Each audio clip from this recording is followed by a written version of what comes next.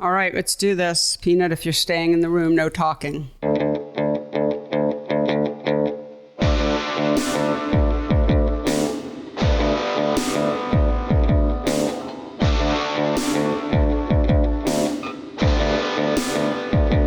Hello and welcome to the PhotoWork podcast, the talky and touchy-feely version of my book, PhotoWork, 40 Photographers on Process and Practice, published by Aperture. I'm Sasha Wolf, recording from Woodstock, New York, joined as usual by my friend and producer, Mr. Michael Chauvin-Dalton. Good morning, Michael. Good morning. Hello. Yeah, so you and I both, of course, have to turn off our air conditioners while we're recording. Sweating over here. For the sound. So we're going to be really quick so we can both get back to some cool. I'm dripping on the mixing board. That's an unpleasant image. Okay, sorry, everyone. I swear I love the audience. All right, I was going to talk about my armpits, but not now. Oh, my God. Train off tracks again. Well, we are going to get right to it, really, because the show's a little long, but it's a wonderful episode, our second in our summer series of 2 guest episodes. Today it was 2 prominent Asian American photographers, the younger Jarod Lew and the older Reagan Louie, who are friends, and we invited them on to discuss their work as Asian Americans and the way identity and culture is woven into both of their work. And I loved talking to them, Michael. I found the conversation really interesting and also really moving. And it was really such a pleasure to get to spend time with them, which is, why the episode is a little long. I was really so enjoying it myself. I think there's a lot of you sitting back and listening to them talk to each other too, for sure. Which is fantastic. Yeah. Yeah, I really love that. I have to say, it's, it's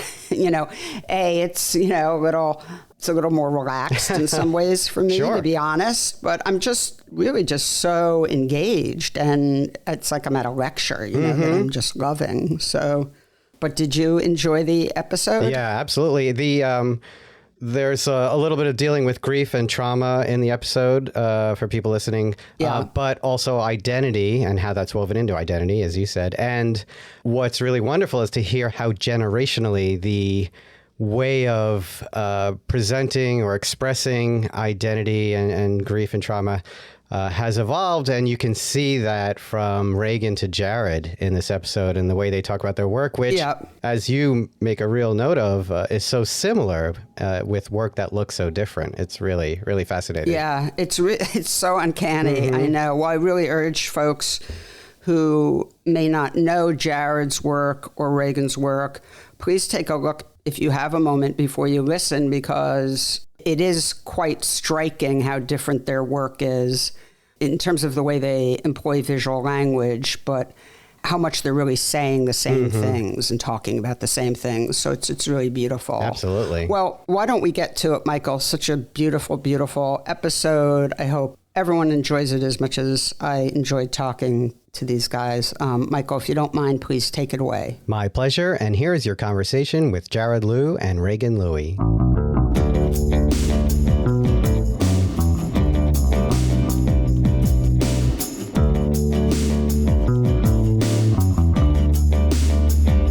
Jarod Lew, Reagan Louie, welcome to you both. Welcome to the PhotoWork podcast. I'm so happy to have you both on the show, and our second episode of 2-person shows that we're doing this summer, and it's really thrilling to have a chance to talk with you both. So welcome.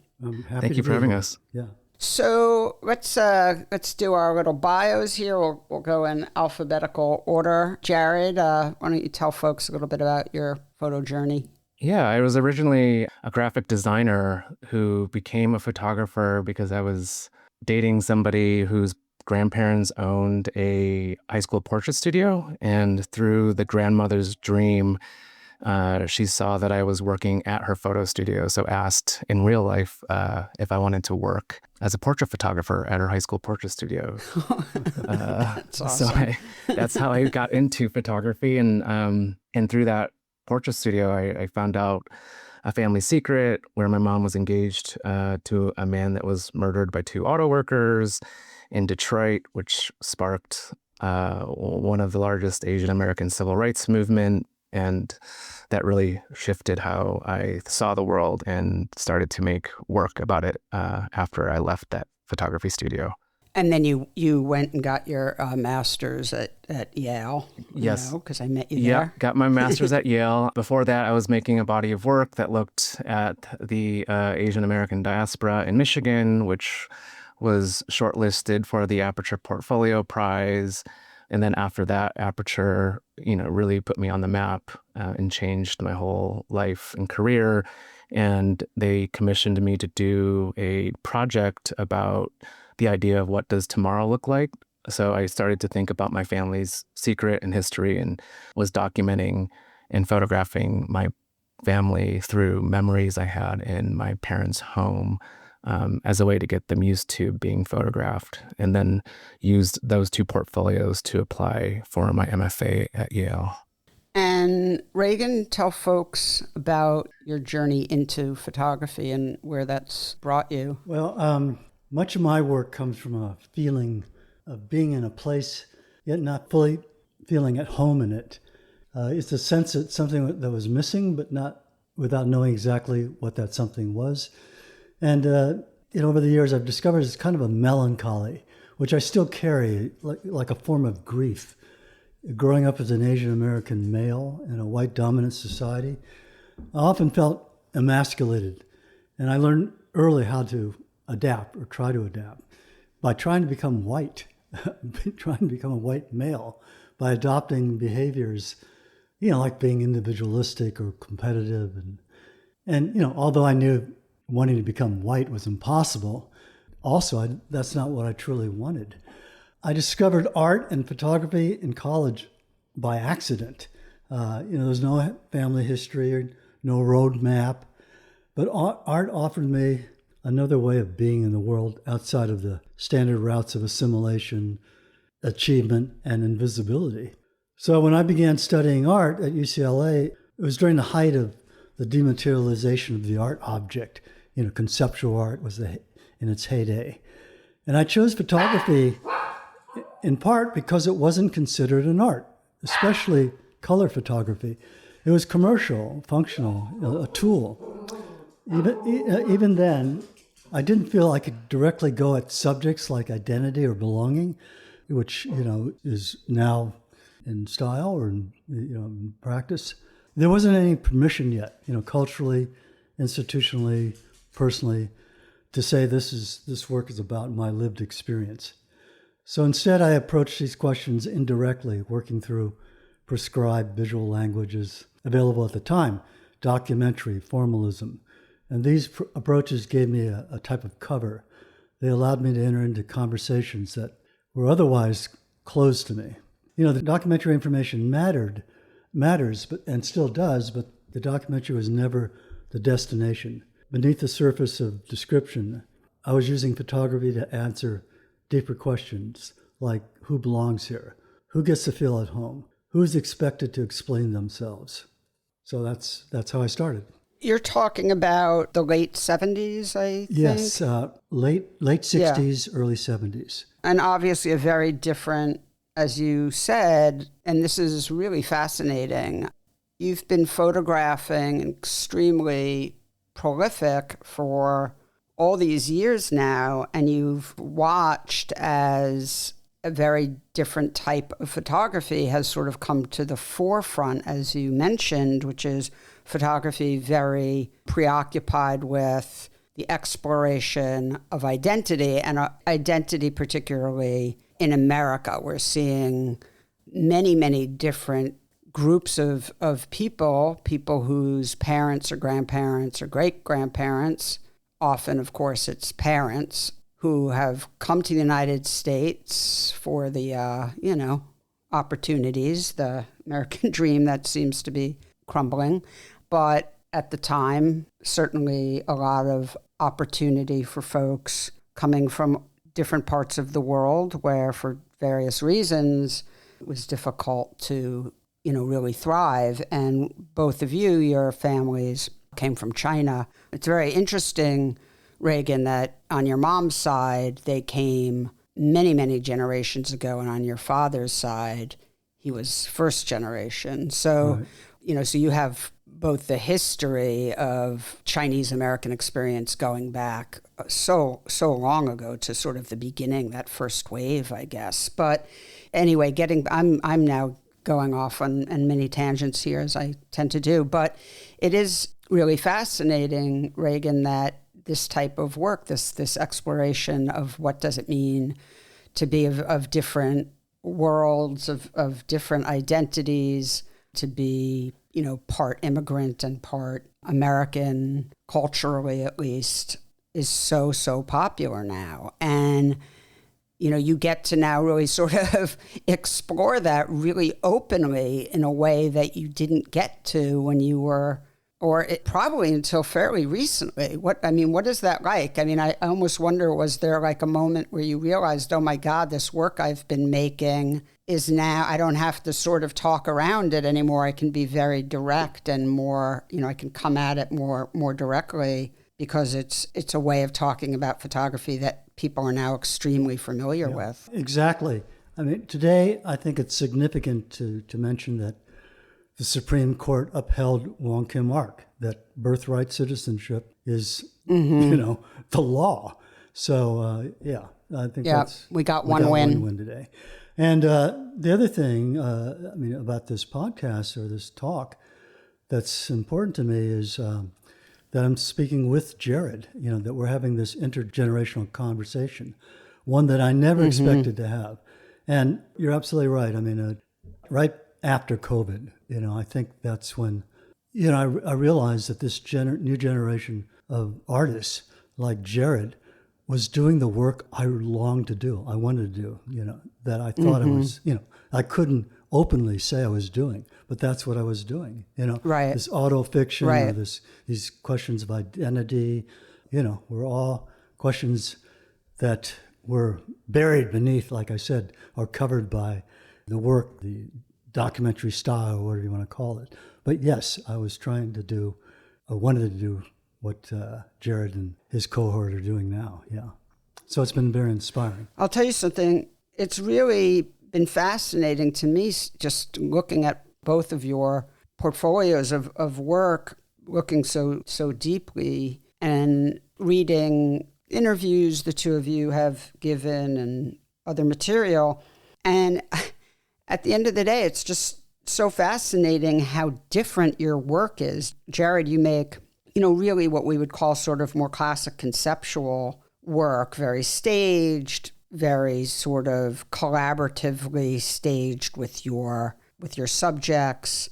And Reagan, as you said, you were coming from more of a classic color, I want to say, because it's important that people imagine this correctly. Your work is color. So it's color documentary, a very sort of specific type, sometimes with a, large format, a view that we would associate with a certain time of that sort of almost like Joel Sternfeld, Stephen Shore type feeling, particularly when you're photographing in San Francisco's Chinatown. And so it has that very specific visual language. But the way you two talk, I'm sure you realize this, the way you two talk about your work, there is so much overlap. It's crazy.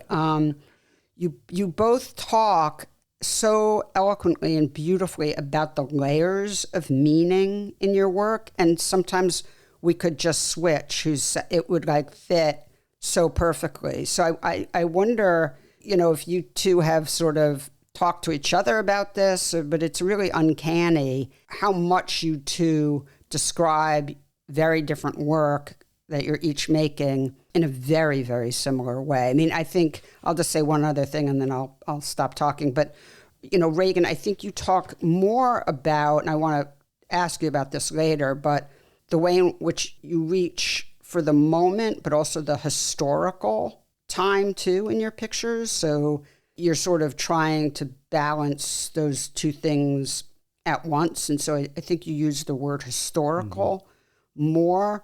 Jarod, you sort of use the word culture more, but really it is uncanny. So I just wonder if you guys could add anything to that. Yeah. Well, yeah. I mean, I would say that, again, I've been deeply moved by the work of Jarod's and younger artists today who are engaged in directly with their questions of identity, personal narrative, autofiction.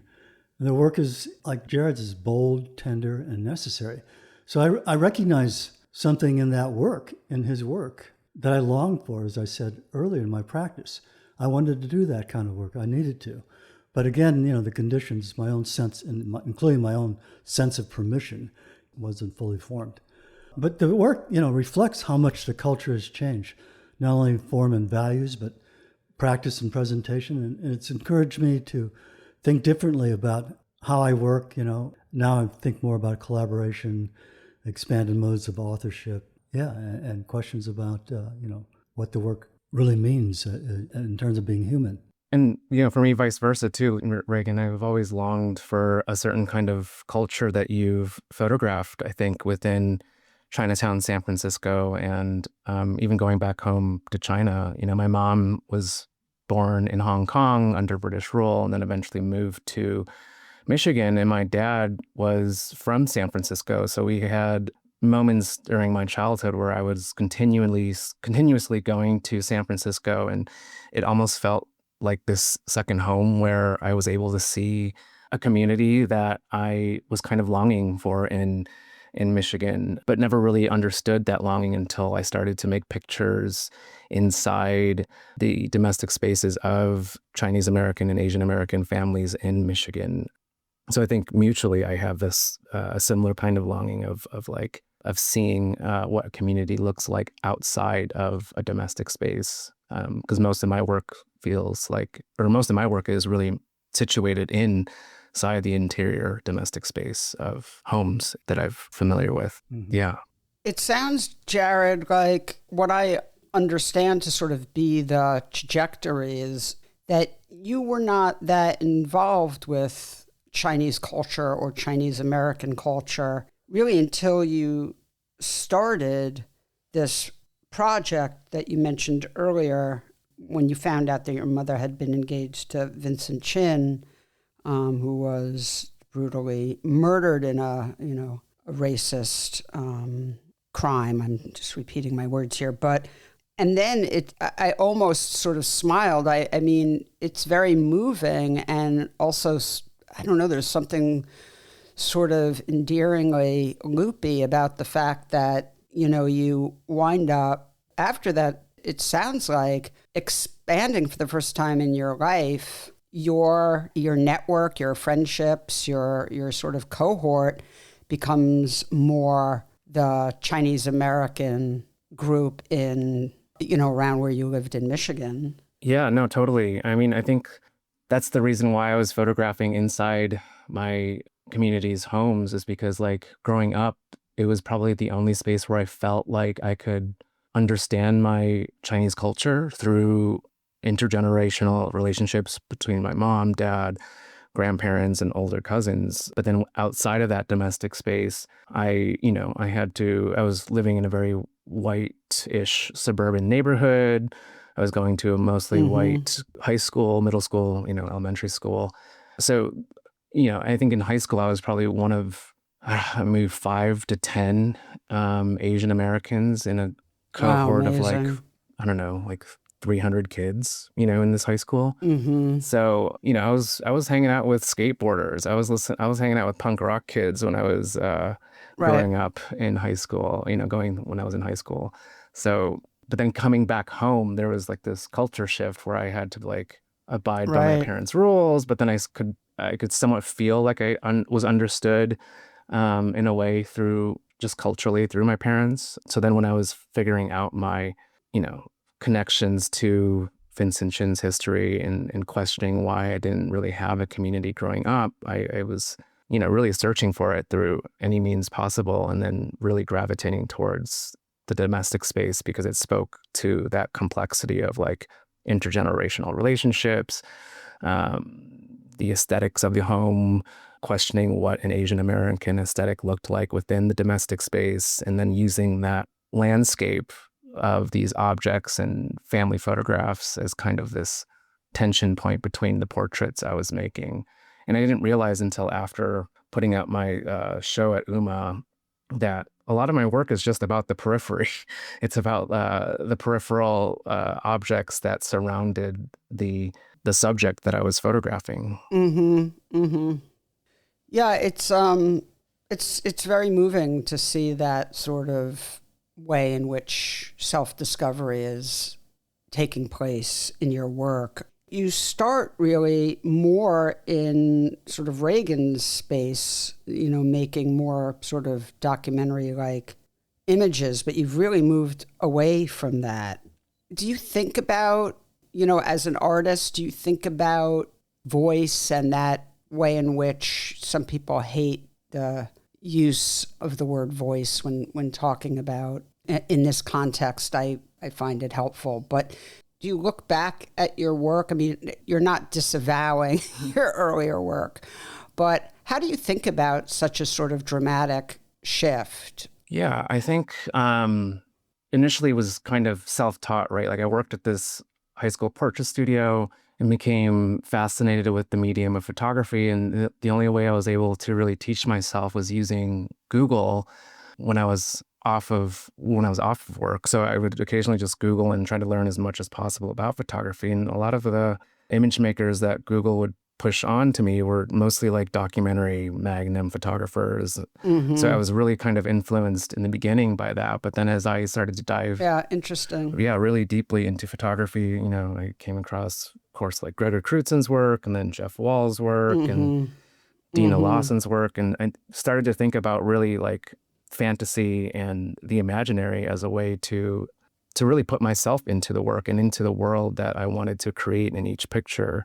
So the imaginary, the fantasy became a strategy later on after kind of the self-discovery of community, which pushed the work to a different way of making for me. And I think like at some point, while the world is moving so fast with how many images are being put out, like you kind of have to do what you have to do to make a picture that you want to make. So whether that's coming and stumbling across a picture or then even constructing and staging a picture, I think for me, it's starting to just kind of melt into the same way of making. It's just a different tool set.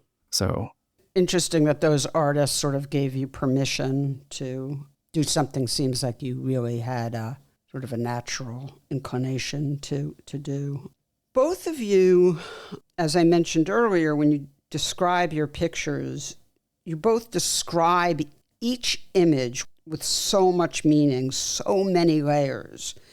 I was wondering with both of your work, this is what I was saying earlier, it's like it was freakish how many things came up where I was like, I could ask both of them this exact same question.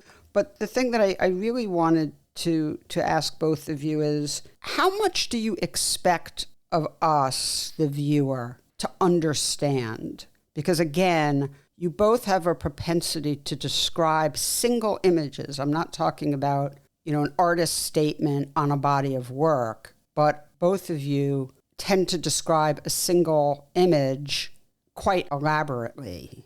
I mean, I loved reading these descriptions, but I wonder, because you're both so clear about it, but what do you expect of us, the viewer? What are your expectations? Go ahead, Jarod. Dive in. Oh, gosh. Well, I think initially when making the work, my expectation, I'm not really thinking about the expectations of the viewer. It's really for me to get what I want to get out onto paper or onto an image. And as I move forward, especially now, like with having so many, or just a handful of exhibitions and showing the work, the expectations kind of reveal themselves while I kind of watch people look at the work. And I notice, of course, a lot of Asian American viewers understand and gravitate towards the work. But it's also like, there is there's also other ways or other people that understand the work as well. Like, so there is a little bit of universality to, I think, some of my pictures, but I don't know, like as far as expectations, I think right now with this current work that I'm making, I expect nobody to really understand why I'm making the work, which then forces the viewer to maybe read up on the landscape that I'm making these pictures in. And I think like, I don't know, that's just, I think I'm having fun with that. Like there's a certain amount of joy that comes with forcing the viewer to do the work to understand why this picture was made.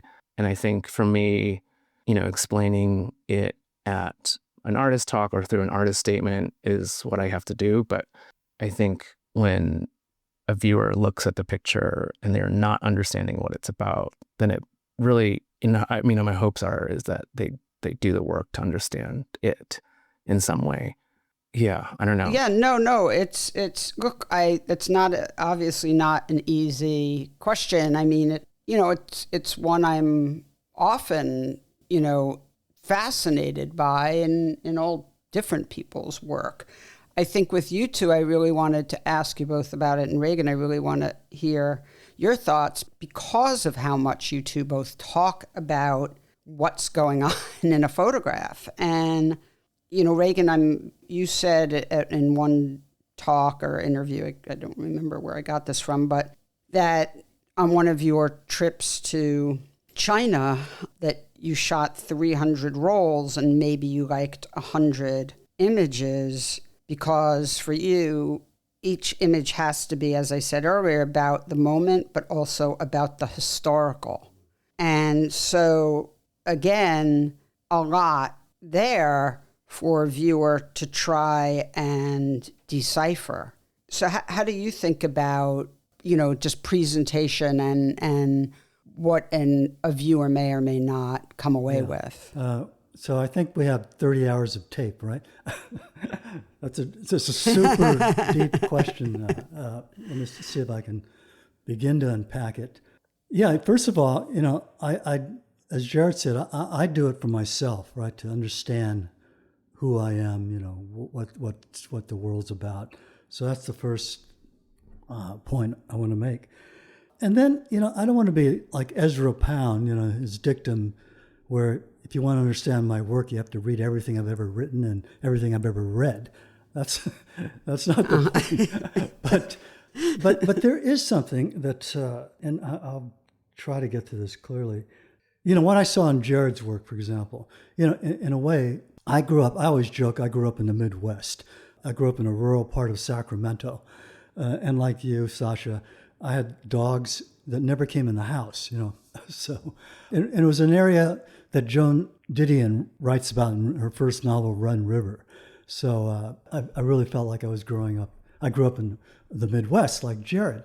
And so I, like Jarod, even though I was somewhat surrounded by a Chinese community, although I grew up in Sacramento, after I was 2, we left San Francisco for my father to open a grocery store in rural Sacramento.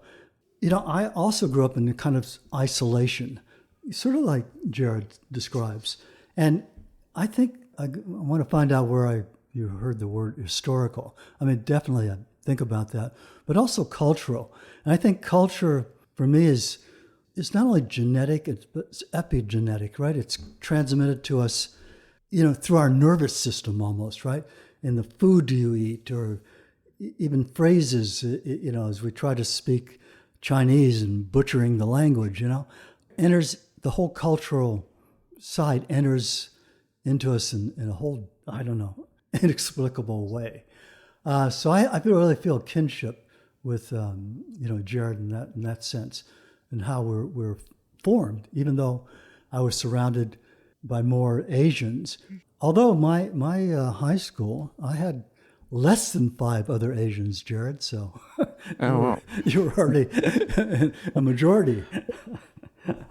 So yeah, we lived in this kind of isolation that was partially self-imposed, but also necessary, again, because of just the, living in a, white dominant society, just to say shorthand. And that's another thing, that I saw in Jarod's work, we as Asians, you're right, Sasha, we just have common experiences, so we can speak in almost a shorthand, right? I just know he understands certain things. So, for example, when I saw Jarod's early work, I immediately got his Asian side. Just think about what those early explorations were. It was about studying communities, kinship, and so these are all values that were instilled in both of us by our families. So he was searching for that sense of family even before he knew it, right? By photographing these other groups of people, skateboarders or whatever. So right now, Willem Flusser has become super popular. Jarod and I were talking about him the other day, and I remember teaching his work when I was years ago, and now it's kind of delightful to see he's returned somewhat. And one of the things he talks about is how photography itself is full of cultural codes, right? So, of course, and that's what, that's what what I'm doing. And I think that's what Jarod's doing, and the artists that who are deeply engaged in these questions of identity and ethical practice and personal narrative. And it's a delight for me to sort of at this stage in my life to see that this is, as you were saying, Sasha, becoming de rigueur, right? I mean, it's almost the opposite. Absolutely. Of what, when I was growing up, if you mentioned anything about race or identity, it was taboo. I mean, you were breaching what art was. But now we've actually come so far, and I've talked to Jarod about this too, that nowadays, and I think this gets to the heart of your question, Sasha, what do we expect people to understand as the meaning of the work? Well, let me step back one step. I think Sontag really nailed it when she said, photography is like words.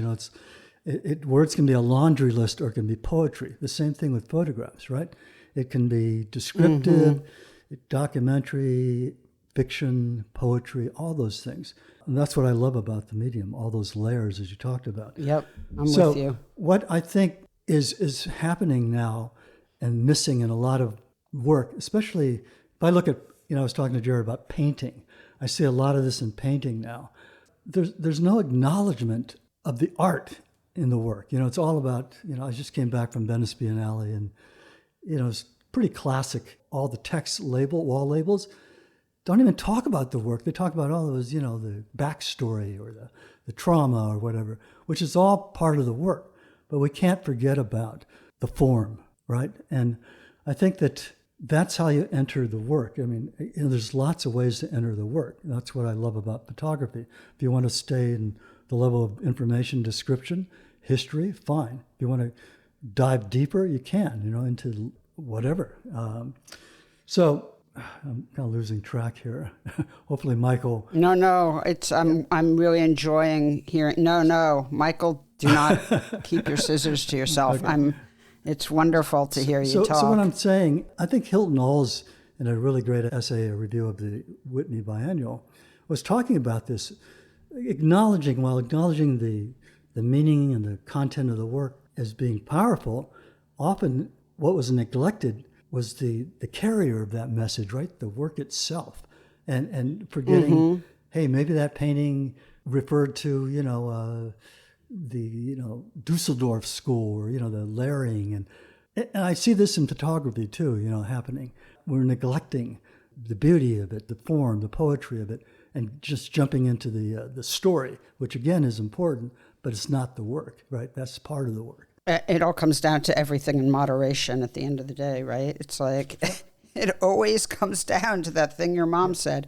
Yeah, it's balance, form and subject, and but maybe we're in this moment, or maybe past it, of correction. So now we can get back to that balance that you're speaking of. Mm-hmm. But again, for photographs, there's so many ways to enter into it, and I don't expect people to know the specific cultural backstories of our lives, but to understand the importance of certain values like community, sense of home, belonging, in a kind of trauma or the struggle that people of color have to deal with, right?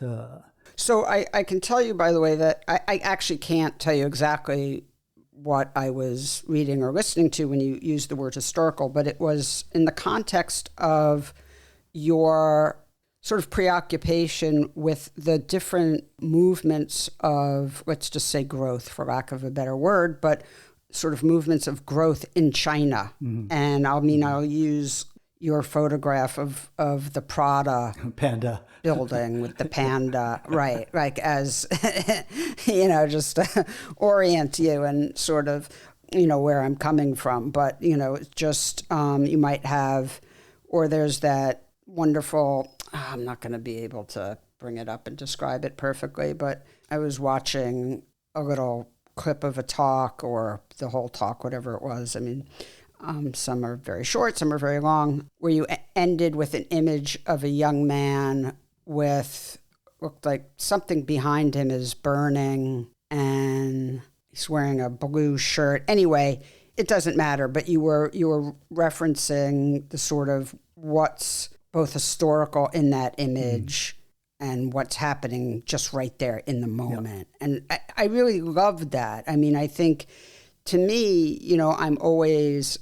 you're both really such great examples of this. When I talk to young photographers, I'm always trying so hard to impress upon them the importance of a rigorous intellect in the practice and not relying on the camera too much, because the camera will trick you. It's like the devil. It'll, make you think it's your best friend and it's going to make everything, it's going to do everything for you. And then like, surprise, surprise, you actually have to do the vast majority of the work yourself for the work to stand the test of time. And of course, even in the moment, to come out with multiple layers as you both strive for. And, this is the epitome of a good, strong, rigorous practice, the way it should be. So I'm admiring.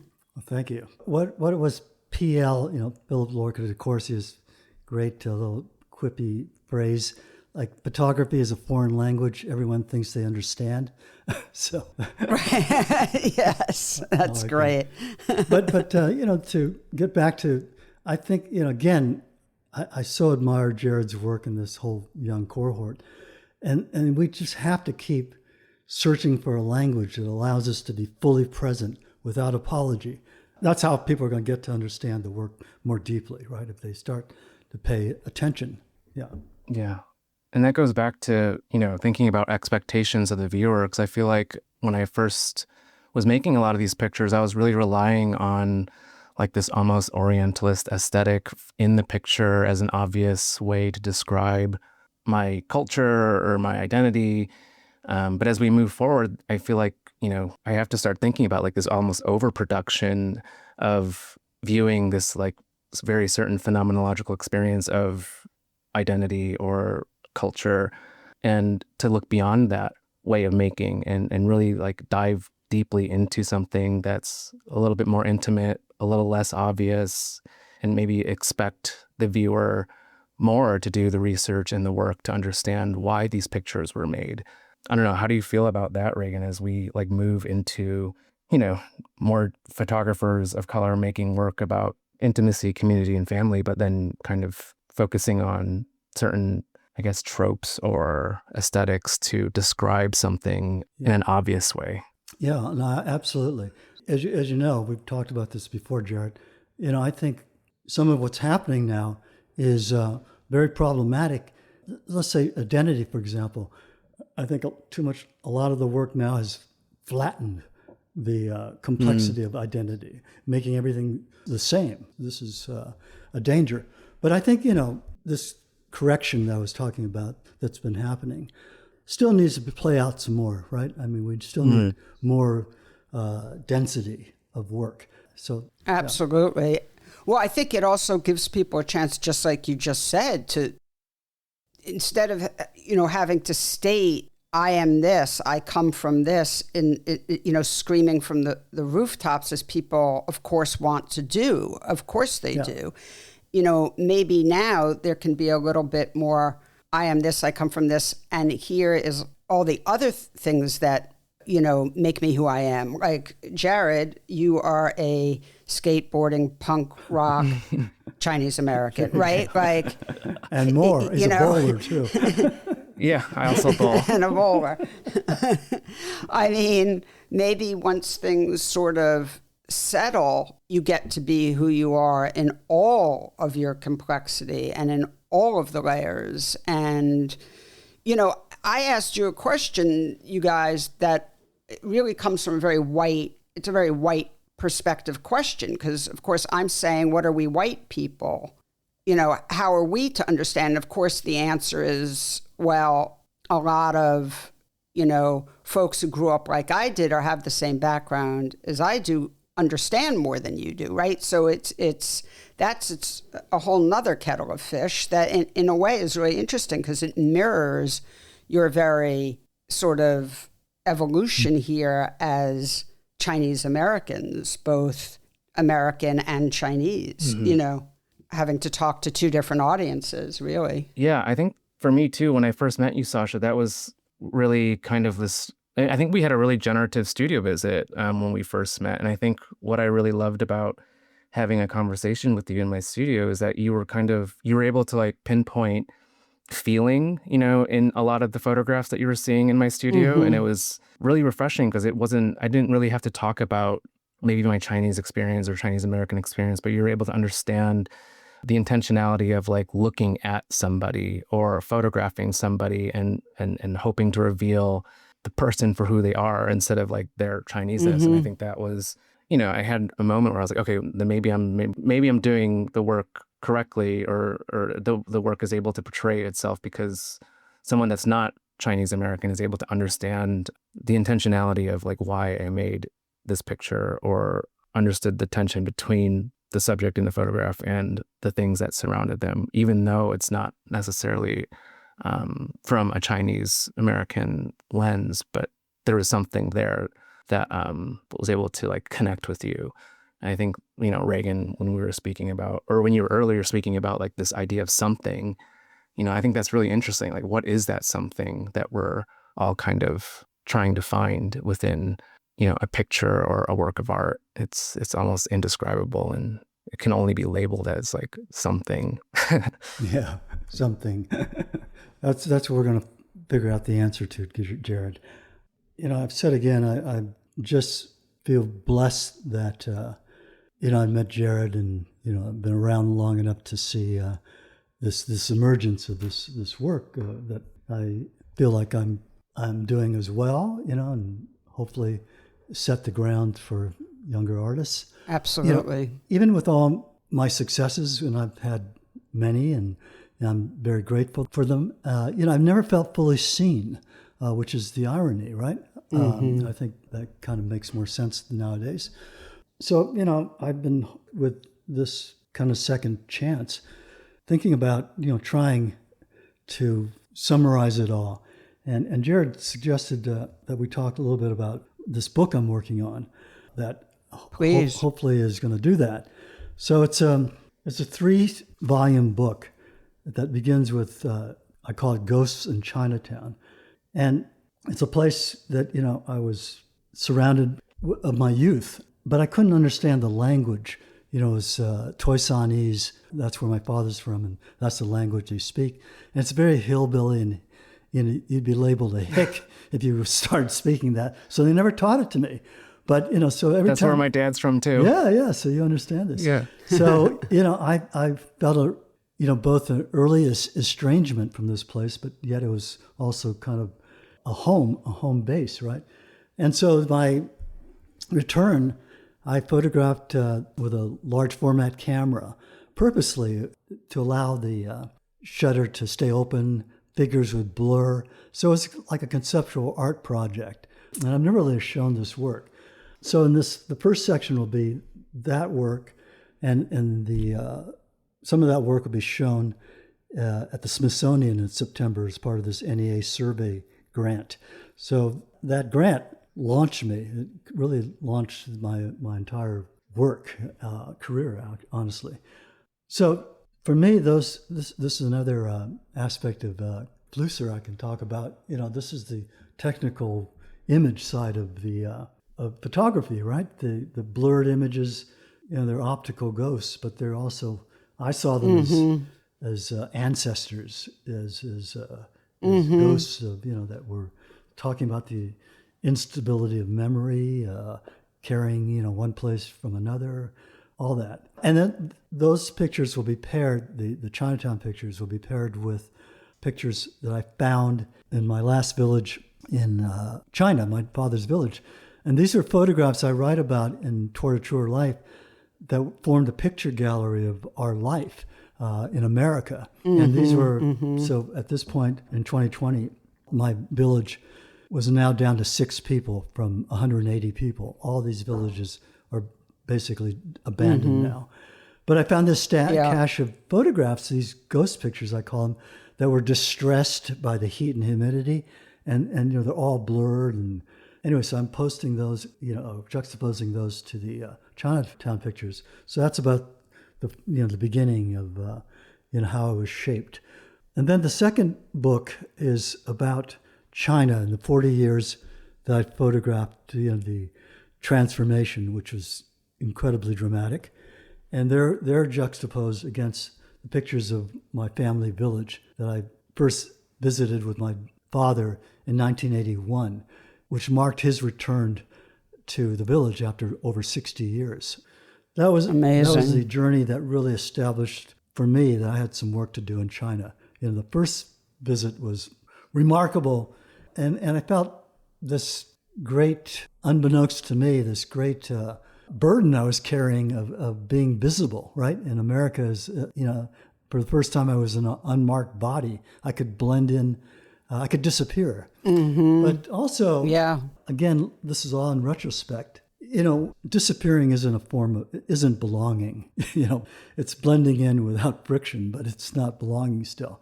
And that became really evident to me when I visited my dad with my father, our ancestral village. Even though, I was greeted and welcomed, I felt some resistance. Something was, it was his home, but it wasn't mine. But still, I felt there was something, I had to do. And so over the course of 40 years, I returned again and again to the village. And I write about this in Tour de Truer Life and the struggle I had with it. And now I'm the elder. So I have to, now I have to go back to China and do all these, perform all these rituals. It's great, but it's something unexpected. The juxtaposition of those. Reagan, yeah, go ahead, Jarod. Oh, sorry. I was going to ask you about your process of looking at all of these images and work and setting it up for a book. I feel like you're moving towards that right now. So apologies for interrupting. No. I mean, actually, Sasha, I have to correct you. It was 3,000 rolls of film.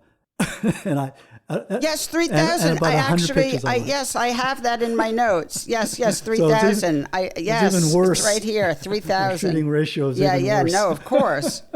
Yes, 3,000. 3,000. Which means either photography is really hard or I'm really terrible. So maybe a little bit of both. I think it's really hard to be really good. Yeah. Who's publishing the book, by the way? I'm going to self-publish. Yeah. I'm working with this young designer in L.A. who comes out of that world. Although I'm still going to talk to a couple of people like Charlie Melcher, who was my first editor at Aperture, did Tour de Truer Life. He's been involved in all my projects, so I'll have him take a look at it. But, nowadays with social media and, there's probably a dozen photo art book fairs going on in the world somewhere right now. So I'm going to try it. Oh, yeah, for sure. I mean, self-publishing is, in the photo book publishing, just the past 10 years. I mean, I'm sure we all remember early self-publishing, blurb books and stuff like that. And of course, now it's it really doesn't make a difference except for distribution, making sure you can get some sort of distribution so as many people have a chance to see it as possible. Yeah. But I do think that Jarod was asking a really important and interesting question, which is how do you corral the amount of work that you have for a sort of retrospective like this. Well, I've been another thing I've been dealing with is my archive, and I just realized how incredibly unorganized I am. So, for me, I referenced this earlier. A photograph is like a poem, right? You got 1,000 words, but what order, which words do you choose? I think that's why it's so difficult, and it has to be. You have to find the right word and place in the right order. And so, when I say I have 100 pictures I like, I have a lot of pictures I like, but to find that one with that look, that gesture, all the details, that's what I'm searching for, and it's very intuitive too. But again, I'm looking at the work really differently now than I was, when I first made it. So it's not an easy question to answer simply, Jarod. No. But I have a lot of work to deal with. But well, I think what I was trying to I was trying to get to wondering like how, because my work is so rooted in this, or at least now rooted in like the imaginary and like fantasy. Now that you've made all of these photographs throughout your whole life, like in editing for these like multiple books, is there an element of your imagination and this idea of fantasy that enters into the edit, at least when you're making this work that's so rooted in documentary? That's a great question. I think I've been reading and thinking a lot about this book recently that I've come across. It's like looking at Nina Simone's whole body of work and this idea of desire. And I think at some point in the book, they speak about how like the imaginary or fantasy is kind of this coping mechanism for desire. And I'm curious for you, like, is there something that you are still desiring after making all of this work? And how does like the imaginary and fantasy is the imaginary and fantasy a way to like structure and edit, thousands and thousands of pictures that you've made over your whole career? Yeah, absolutely. And something I wanted to say earlier is that, documentary this is the one thing I got from Evans, is a style. It's not, I'm not a documentary photographer. I'm an artist that uses that device or that form or a style. And, you start with that language and then make it your own. And so for me, I've always seen my work as fiction. This is not what China really looks like. This is my experience, my lived experience of China. And so, if there's one thing that, one theme that I'm still searching for, it's home. It's a sense of belonging. That's what I've talked about throughout. That while I've had acceptance or some approval, I've never felt fully seen, or which maybe all artists feel that way. But so the work is, as I said, a fiction, and so that's kind of the driving criteria, that this work has to look at the pictures I choose, has to have something more than the information, right? We all do that. The other way that I now recently, as I work on this book, am using as a method is just these juxtapositions. So I see this book as immersive. This is also about time. One of the things I wanted to do by having these 3 volumes is for it to be interactive, for a viewer to look at each book, maybe open up one book and look. There'll be lots of back and forth. So they'll see something in Chinatown. There'll be reference in the second book in China or Wing War. To further that sense of time, I want to label all the dates for the China work over 40 years. Whereas the work from Wing War, I'm not going to date. It's going to be, because to me, I see that as eternal, timeless. So that's kind of what I'm talking about too. It's a great idea. About how culture is transmitted. Again, we absorb this internally, and it's not rational. Okay, so the third book is the tough one. It's about my son who died when he was 28 in a swimming accident. And that was just a few years ago. 5 years ago. 5 years ago. And I'm so sorry. Oh, thank you. That loss was transformative. Grief reframed everything. identity, inheritance, responsibility. And, sorry, I'm still. Well, I'm gonna quote you on that subject, give you a chance to catch your breath. You said, before the death of my son, I used to believe in the myth of the rugged individual artist. Now I realize how destructive that model is. We're not alone. We're supported by a community. And I now understand that art is communal. It's inclusive. It's a compassionate experience, which, of course. I said that? You said that. Word for word. Well, I wonder if either of you just wanted to comment on that idea. But, I wanted to add one other significant thing. Please. So part of, my difficulty at being accepted or feeling accepted in Wing War in the family, on my mother's deathbed, I may have written about this too. She told me that, the worst kept secret. So Jarod and I have secrets in our family, that I was adopted. And, later on, and I was never interested in finding out about, who my birth parents were. I was happy with my adopted parents. But with my son's death, I became interested in trying to understand, where I came from. And so through DNA testing and all that, I discovered, indeed, I'm 51% Japanese and 49% Chinese. Oh my male gosh. genes are always delivered by the mother, so we're always more shaped by our mother's side.